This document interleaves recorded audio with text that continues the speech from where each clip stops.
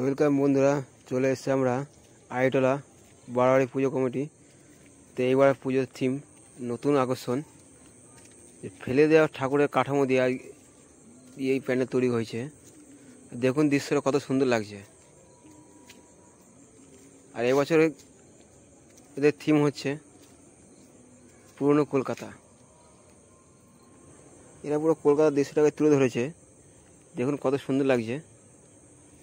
আর বন্ধুরা, ভিডিওটা ভালো লাগলে অবশ্যই লাইক সাবস্ক্রাইব করবেন আর শেয়ার করে আরও বন্ধুদের হাতে ওদের দেখার সুযোগ করে দেবেন।